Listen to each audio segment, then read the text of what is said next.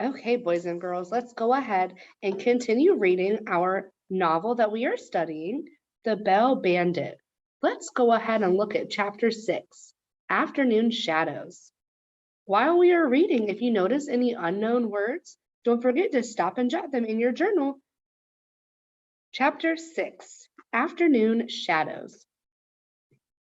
Evan didn't want to stop. He and Pete were fixing the holes in the roof. Pete was outside up on the extension ladder, ripping up shingles and tossing them through the hole to Evan. Evan was inside, crouching under the sloping ceiling so that he could catch the shingles if they fell and heave them into the garbage barrel. He also had to hand Pete whatever tools he needed. So when Mrs. Tresky appeared in the doorway of Grandma's office construction site and asked Evan if he would please take Grandma for a walk, he made a face and said, "Can't Jessie do it?" Evan, kneeling under the hole, looked up and caught sight of Pete's face looking right back at him. Pete didn't need to say a word. He just shook his head once, and Evan knew that was that. "Yeah, okay, Mom," said Evan. He stood up and wiped the grit from his knees of his pants. "I'll be back in a few minutes."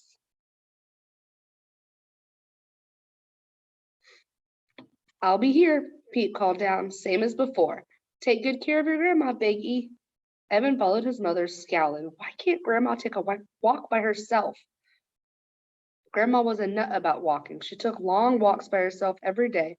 Sometimes she'd walk 5 miles circling the property, which covered 100 acres at the foot of Black Bear Mountain. "Evan, please," said his mother in the voice she used that meant there would be no more discussion. Evan walked into the mudroom just off the kitchen. Grandma was looping her new purple scarf around her neck, the one that Jessie had knit for her for Christmas. Her injured arm was tucked inside her bulky winter coat, which was zipped closed over it. "Hey, Grandma." "Something tells me you don't feel like going for a walk right now," said Grandma. Evan bent over his boots, tugging them onto his feet and hiding his face. Was it that obvious? The memory of what his grandmother had said to him 2 days ago in the kitchen flickered in his brain. But then he remembered his mother's explanation. "She's not herself, Evan." "No, I want to go," he said, knowing that it was okay to fudge the truth when you didn't want to hurt someone's feelings. "It's just that I was helping Pete and he kind of needs me right now." "Pete's a good boy," said Grandma. "Boy," said Evan. "He's a grown man." "Not to me, he's not." "Everyone looks so young to me." Grandma used her mouth to hold a mitten still while she wriggled her good hand into it. "Really?" "Ready," said Evan. Grandma opened the back door and was just about to step out when Evan's mother called from upstairs. Evan tromped up to the second floor, feeling hot and puffy in his heavy ski coat and boots. "Evan," said his mother, "try to make it a short walk, okay? Grandma thinks she's back to her old self, but I don't want her getting too tired. And try to hold on to her good arm if she'll let you, or at least keep close to her, so if she trips, you can grab her before she falls, okay?" Evan didn't like the sound of any of this, but he nodded his head. He wasn't used to taking care of his grandma. She had always taken such good care of him and Jessie.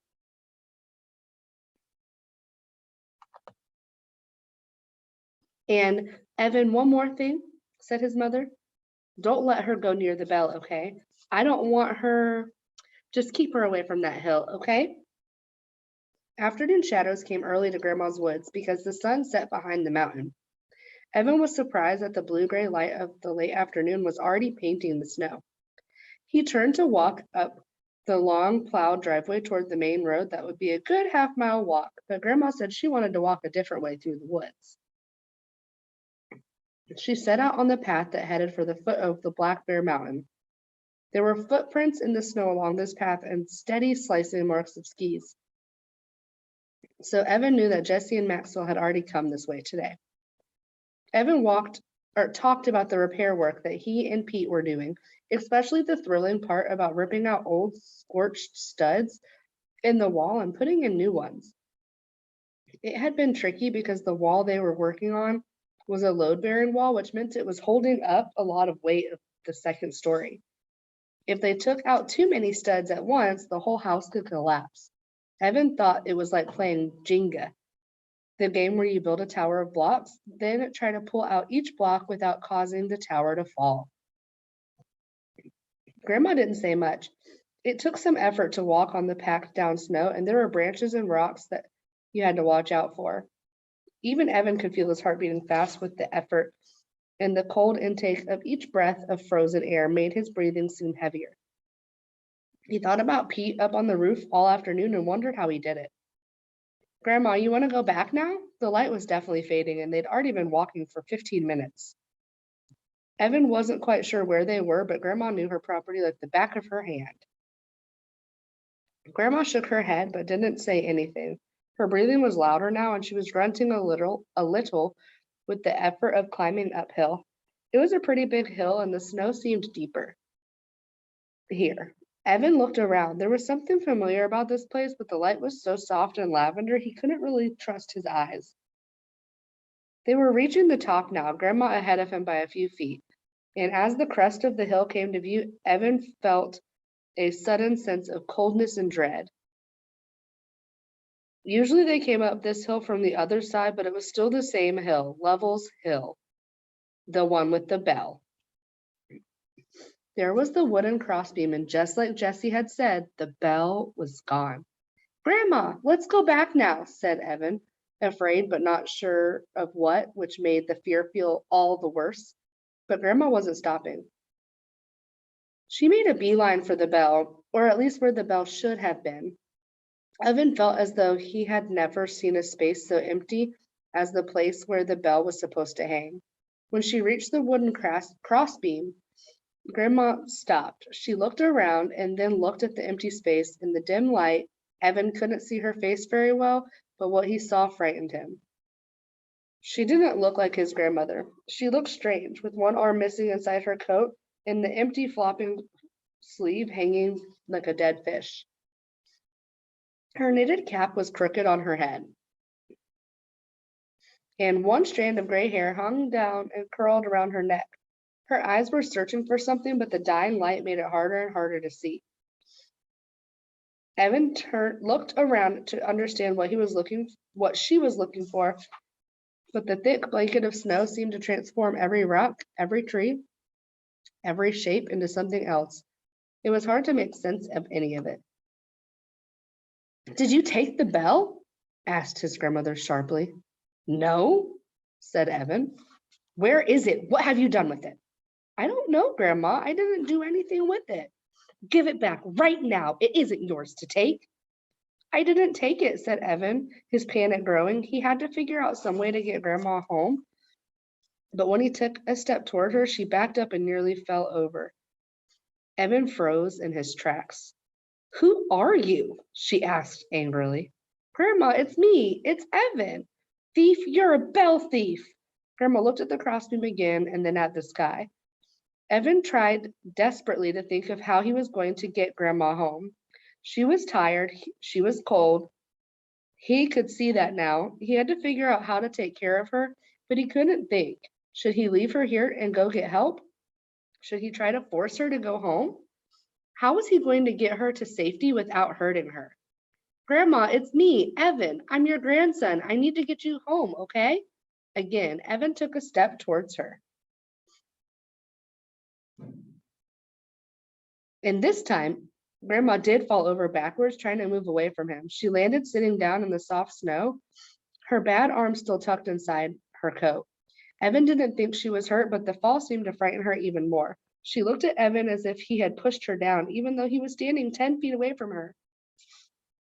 Stay away, she said. You won't get away with this. She looked around her again and said, Where's Susan? Evan didn't know what to do. He didn't know what to say. The truth made no sense as long as Grandma didn't know who he was. He tried to think. He tried to imagine what it must feel like to be his grandmother right now. Finally, he said, Susan sent me, Mrs. Joyce. She asked me to bring you home. She's waiting for you at home. Evan waited to see how she would respond. Good, said Grandma. I need to speak with her. There's been a problem, a very big problem. But she didn't seem to remember what the problem was. Can I help you up? Asked Evan. He didn't move towards her. Yes, help me up and then take me to Susan. I need to speak with her. Evan slowly walked over to his grandmother and helped her to her feet. It was hard to get her up, and he could feel his muscles straining, but he was able to do it. What's your name? Asked Grandma, straightening her cap on her head. Suddenly, Evan recalled a character in a story that he and Jessie had made up when they were younger. Grumpminster Fink, at your service, madame. He crooked out his arm. That's a very strange name, she said, but she took hold of his elbow and slowly they made their way down off the hill, out of the woods, away from the falling night, and into the warmth and brightness of the house. All right, boys and girls, that concludes chapter 5, or chapter 6, excuse me. I cannot believe all of this exciting stuff that's happening. I can't wait to talk about it with you guys. Now, for now, make sure you work on your independent assignment, and I look forward to reading the next chapter with you soon.